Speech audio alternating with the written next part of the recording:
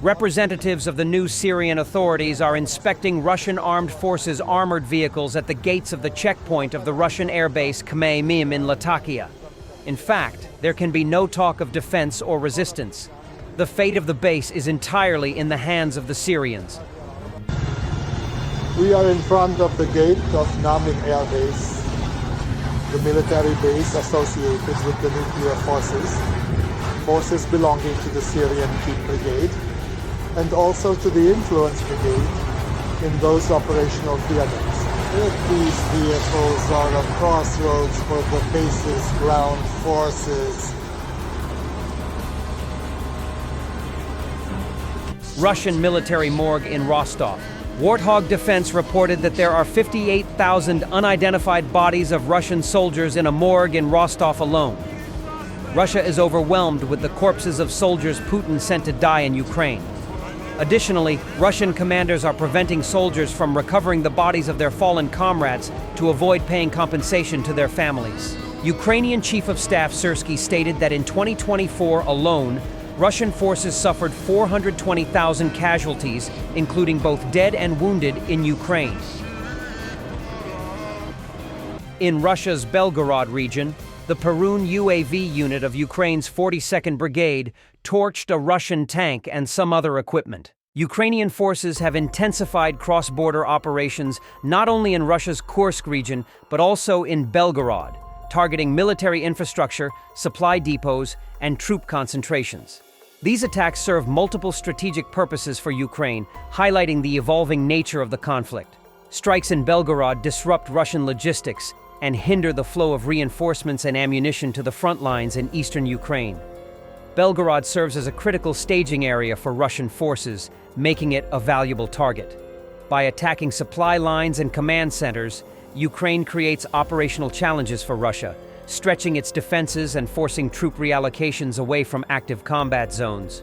Additionally, these incursions have a psychological impact, demonstrating Ukraine's ability to strike inside Russian territory. This undermines the perception of Russia's military strength and questions its ability to defend its own borders. For Ukraine, it is not just about tactical gains, but also about shaping the battlefield by keeping Russian forces on edge and reducing their offensive potential. Through these operations, Ukraine aims to weaken Russia's war effort from within, forcing Moscow to divert resources that could otherwise be used in occupied Ukrainian territories. This broader strategy aligns with Ukraine's goal of exhausting Russian forces while signaling to both domestic and international audiences that Ukraine remains on the offensive, capable of dictating the terms of engagement even beyond its borders. Moreover, these cross-border strikes expose vulnerabilities in Russia's air defense and border security, further eroding confidence in the Kremlin's ability to protect its territory. By keeping pressure on Belgorod and Kursk, Ukraine forces Russia to defend a wider front, diluting the concentration of forces along key areas like Donbass and Zaporizhia. This strategy also plays into Ukraine's broader effort to shape public perception within Russia. The 225th Assault Battalion reports on a failed Russian assault in the Kursk region yesterday. Russian forces lost 2 BMD-2s, ATVs, and personnel. Heavily up-armored Russian MTLB. Facing severe shortages of armored vehicles, Russian forces are resorting to makeshift solutions, modifying civilian trucks and tractors with improvised armor plates. Yesterday's shooting down of the 13th American MQ-9 Reaper UAV by the Yemeni Houthis. Tensions in Yemen are escalating as Houthi forces launch attacks on Israel, raising fears of wider regional conflict. Israel is reportedly preparing a counterstrike, which could further destabilize the region. A major exchange between Ukraine and Russia took place on the Belarusian border. 189 Ukrainians are now home, with the UAE acting as a mediator. This 11th exchange of 2024 freed 87 servicemen of the AFU, 17 from territorial defense, 43 National Guard, and 33 Border Guard. The POW exchange included 11 members of the 12th Azov Brigade. After nearly 3 years of unimaginable trials, 86 days defending Mariupol, brutal battles, imprisonment, interrogations, and torture, they endured it and are finally home. The crew of a heavy bomber drone of the 412th Nemesis Separate Battalion of the Unmanned Systems Forces destroyed a 9A310 M12 TELAR of the Buk M12 SAM. It is reported that the destruction of the system had taken place in the Zaporizhia direction. Another enemy air defense system has been turned into scrap metal, another hole in the Russian air defense which significantly weakens their ability to withstand our airstrikes, the statement said. The footage shows a bomber drone hovering over the 9A310 M1-2 TELAR and dropping 3 rounds of ammunition on it. The first hit near the system, the second pierced the protective grille, and the third caused the anti-aircraft missiles to detonate.